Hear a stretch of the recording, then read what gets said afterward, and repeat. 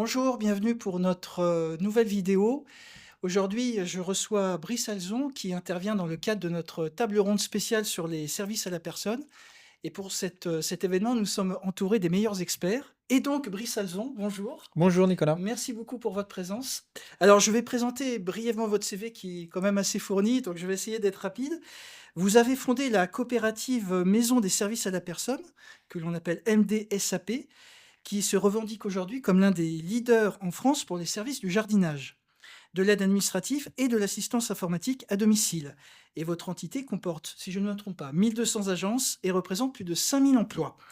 Entrepreneur reconnu, vous avez exercé plusieurs fonctions importantes au sein du MEDEF, l'organisation patronale bien connue, et vous êtes souvent sollicité dans les médias nationaux, particulièrement pour communiquer sur les enjeux liés au SAP, et non des moindres. D'ailleurs, vous avez été président de 2022 à 2025 de la Fédération du service aux particuliers, la FESP. Tout est correct. Bref, je ne vais pas rentrer dans tous les détails, car comme je le disais, votre CV est bien riche, mais on l'a compris, votre cheval de bataille, c'est véritablement le service à la personne. Alors, la première question est une question plutôt d'ordre politique, puisque on sait que les enjeux politiques aujourd'hui sont très forts autour du service à la personne. L'année 2025 a été plutôt riche dans ce sens, puisque le gouvernement a émis quelques tentatives de modifier le crédit d'impôt et a fait planer, excusez-moi, une menace, on peut dire quasi existentielle, sur le secteur, en réduisant, voire en supprimant ce crédit. Alors vous qui êtes au plus près de toutes ces questions, qui suivez vraiment cette actualité de près, pouvez-vous nous faire un point sur la situation actuelle?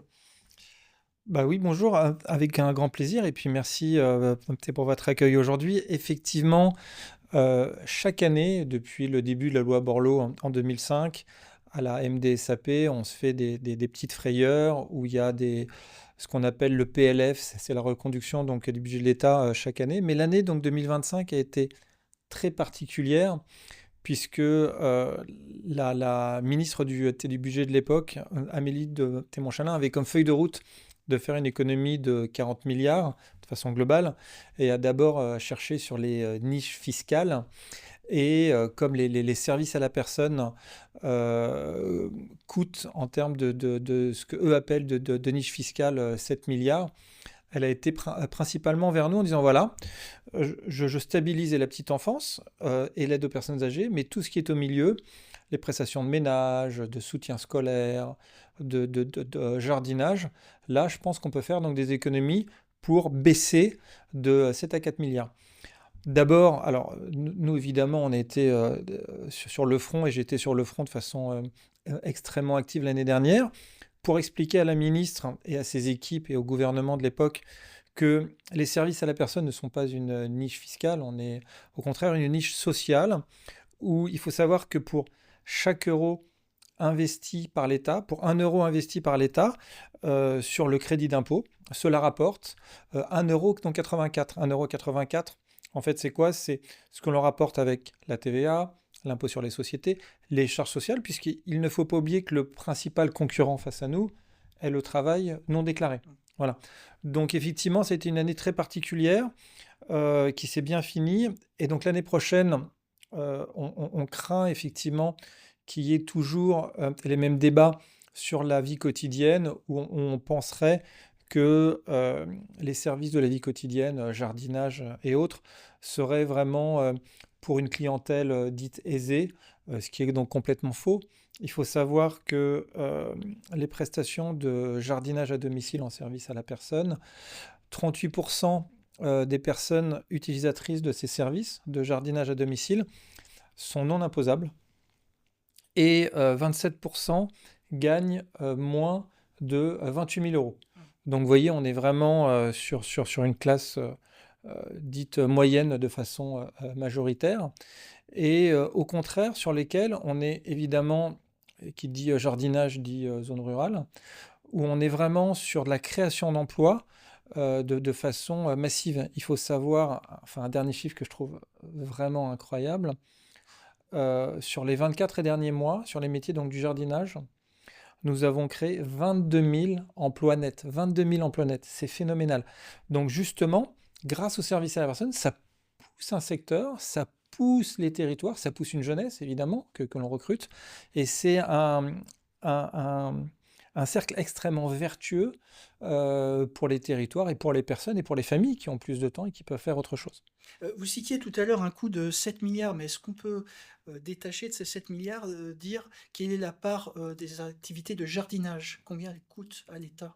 Oui, alors en plus sur les 7 milliards, en fait, le crédit d'impôt en tant que tel représente 2 milliards 5, parce qu'en fait, il y a toute une partie liée aussi donc aux particuliers employeurs sur la PAC, etc. Mais la partie jardinage représente 800 000 euros, 800 millions, pardon, 800 millions sur la partie donc crédit d'impôt service à la personne, qui est en augmentation grâce au système de l'avance immédiate et du crédit d'impôt, qui est une très belle réussite qui permet aux particuliers depuis quelques années, assez récemment, sur une prestation globale de ne plus payer que 50% avance immédiate de la prestation globale qui a été Oui, effectuée. c'est une initiative qui a un petit peu boosté le secteur, il me semble, qui l'a fait progresser un petit peu plus.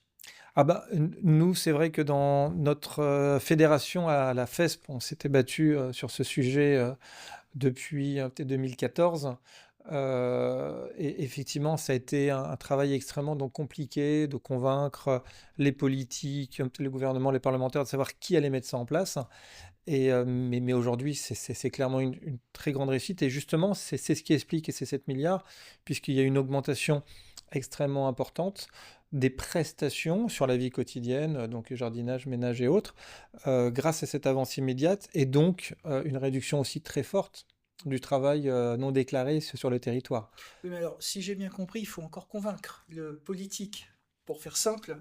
Et il me semble que d'ailleurs, vous souhaitiez la création d'un observatoire au ministère de Bercy, justement, pour peut-être donner aux politiques des données tangibles, fiables sur la réalité du secteur et argumenter justement sur tout son intérêt économique. Bah oui, c'est ça. En fait, la problématique de certains des politiques, c'est que ils sont extrêmement attentifs. Ils comprennent ce que l'on fait sur leur territoire parce qu'il y a des enjeux de ruralité, il y a des enjeux d'emploi, il y a des enjeux de mettre en place voilà, du travail pour la jeunesse. Et tout d'un coup, lorsqu'ils sont à l'Assemblée nationale, à croire que plus rien n'existe, et ils tombent sur des dogmes euh, pilotés par leur groupe et parlementaire. Et donc, l'objectif de cet observatoire, plutôt que de faire une course à l'échalote du qui aura le meilleur chiffre, par exemple, on nous a donc contesté ce 1 euro rapporte 1 euro, donc 84, qui sont pourtant poussés par des études très sérieuses faites par donc, des cabinets indépendants qui s'appellent Oliver Wyman. Et donc, c'est de dire, vous, Bercy, pilotez directement via un observatoire de la data fiable que vous pourrez, de façon non contestable, dans vos propres équipes au budget, dire voilà ce que coûte et ce que rapportent réellement les services à la personne, puisque nous on le sait. Donc puisqu'on le sait et que vous ne voulez pas nous croire, faites vous-même un observatoire, vous en avez les compétences en interne, et comme ça on pourra confronter vos datas. On sait très bien qu'en vrai, on est sûr de ce qu'on apporte pour effectivement sécuriser nos entreprises. Ce qui est vraiment important pour nos coopératives en jardinage et les entreprises de jardinage en général, derrière, on a donc des entrepreneurs, on a des chefs d'entreprise qui ont des salariés et ils ont besoin d'avoir de la visibilité pour investir, pour faire de la croissance. Beaucoup de nos adhérents nous disent, mais Brice, est-ce que tu peux me garantir que si je recrute un salarié pour faire donc, du service à la personne, ça va pas peut-être s'arrêter à la fin de l'année? Ben non, je ne peux pas te le garantir. Ben, comment je peux faire? Comment je peux faire pour investir dans du matériel et aller voir ma banque emprunter? Donc, nous, ce qu'on aimerait, c'est vraiment un deal gagnant-gagnant, que l'État prenne de la data, valide ce que nous, on connaît parfaitement donc, depuis 20 ans, depuis le début de Atelolo Borlo, et que on puisse après faire un pacte en disant, voilà, vous aurez bien, vous, entrepreneurs, de la stabilité pour pouvoir investir dans vos métiers du jardinage. Pour les clients, ça les rassure.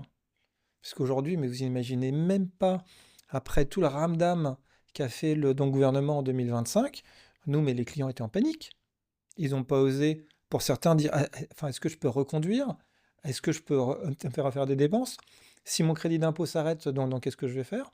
Donc vraiment, ça crée toute une, voilà, c'est anxiogène, quoi. Il y a rien qui marche à faire donc des effets donc d'annonce qui sont inutiles et qui bloquent vraiment sur les territoires le recrutement des salariés. C'est extrêmement néfaste. D'où l'observatoire. Bien, donc la vigilance va rester de mise. Évidemment. Il va falloir bien sûr suivre ces dossiers-là de très près, notamment à l'approche des présidentielles et des changements politiques qui vont intervenir bientôt. Mais on peut se dire aussi que c'est l'avantage de ce secteur, c'est aussi qu'il est en pleine croissance. C'est aussi un argument, c'est-à-dire dans l'argument économique, il y a aussi la croissance du secteur et il n'a pas que des vertus économiques. Il a aussi des vertus sociales, et je crois que vous le dites souvent quand vous parlez de ce secteur, c'est qu'il y a aussi une vertu sociale, puisqu'on intervient quand même chez des personnes en difficulté, des personnes âgées. Donc c'est une composante du métier dont il faut parler également.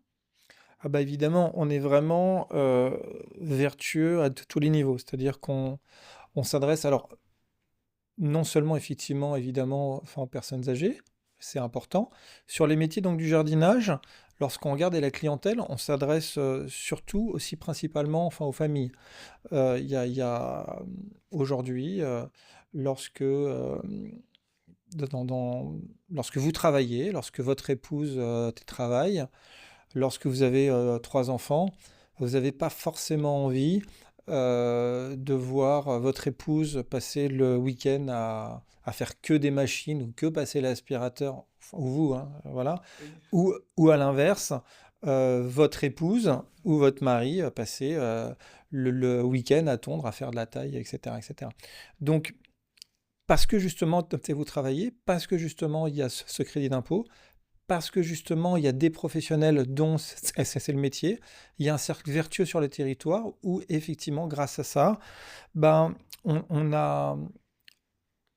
on adresse en plus à un public éloigné de l'emploi des moyens et des outils grâce au service à la personne sur ces prestations de la vie quotidienne que l'on forme, que l'on monte en compétences bah de pouvoir faire un métier donc passionnant. On a le métier de la terre, on a le métier du végétal. Nous, on a pris des photos magnifiques, vous savez, le matin avec le soleil, des petits jeunes avec des t-shirts verts MDSAP. Et voilà, c'est superbe. Et aujourd'hui, c'est vrai que 95% des salariés dans les métiers donc, du jardinage sont des personnes avec des métiers à temps plein à 95%, et 83% sont en CDI. Et on a 13% de métiers en apprenti. Voilà. Donc vous voyez qu'on est vraiment sur une dynamique hein, sur les métiers donc, du paysage et du jardinage. Qui est, et puis en plus, c'est forcément des métiers qui sont non délocalisables. Il y en a qui veulent rester sur les territoires où ont grandi leurs parents, leurs grands-parents. Et là, on offre vraiment un vrai métier avec en plus et des outils où on se professionnalise énormément. On parle beaucoup et c'est super intéressant donc d'intelligence artificielle donc dans nos métiers pour la taille, savoir quand est-ce que l'on doit arriver. Donc maintenant, on adapte grâce aux outils extrêmement modernes les meilleures périodes pour aller faire de la tonte, pour aller faire de la taille. On connaît tout ce qui va être la dureté du sol, tout ce qui va être et donc hydrométrie. Et ça, c'est extrêmement intéressant. Et donc, on arrive aujourd'hui à piloter. Et c'est ça qui est intéressant aussi pour des jeunes. C'est les métiers de la terre, c'est les métiers du bois, de l'arbre, du végétal. Mais aujourd'hui, avec des outils qui sont extrêmement modernes, extrêmement dynamiques, on a besoin de jeunes pour travailler, pour nous communiquer. Et donc, on a de très belles carrières, très très belles carrières donc, dans les métiers du paysage. Vraiment. De très beaux arguments pour attirer la jeunesse. Maintenant, le défi est là, c'est d'attirer les jeunes à ces métiers qui, de toute façon, vont aller en croissant jusque dans les 10, 15 prochaines années, j'imagine. Moi, je suis persuadé que, on- on- vous savez, dans les métiers du paysage, enfin, vous avez vu les World Skills, Bien les sûr. World Skills, mais ce sont ces gamins qui ont 18, 20 ans, mais qui se battent, mais comme des bulldogs pour aller faire le plus beau plan paysager, des prestations incroyables, qui ont donc des médailles, qui en sont fiers avec d'autres pays, qui sont donc des compétiteurs incroyables, que l'on récupère ensuite dans nos entreprises ou nos coopératives. Mais moi, c'est cette jeunesse-là dont j'ai envie de parler, c'est cette jeunesse-là que j'ai envie de pousser donc, dans nos métiers donc, du paysage. Et c'est cette jeunesse-là qui fait la France et d'aujourd'hui et la France et de demain. Et c'est cette jeunesse-là qui a un futur sur les territoires. Et je trouve ça beaucoup plus intéressant de parler à cette jeunesse. Moi, c'est ce qui me plaît, vraiment sur les territoires. J'ai rien contre certains TikTokers, influenceurs qu'on peut voir donc, dans des pays étrangers, mais on peut faire tellement mieux sur les territoires, tellement mieux sur nos métiers donc du végétaux. C'était donc des très beaux métiers, et ça restera donc des très beaux métiers. Et aujourd'hui, c'est la majeure partie, je dirais, par rapport à vos adhérents à la coopérative, est-ce que ça représente la majorité des métiers, ces métiers du jardinage? À Parce que nous, on ouais. n'a pas précisé, mais vous avez quand même beaucoup d'activités au sein de votre coopérative. En dehors des espaces verts, il y a aussi Alors, l'informatique. ouais, c'est vrai que nous, à la MDSAP, nous sommes monoservice, c'est-à-dire qu'un jardinier ne peut pas aller faire de l'assistance informatique. On trouve que l'assistance informatique, ça doit être fait par des personnes qui ont des compétences professionnelles en tant qu'informaticien. Euh, mais effectivement, on a le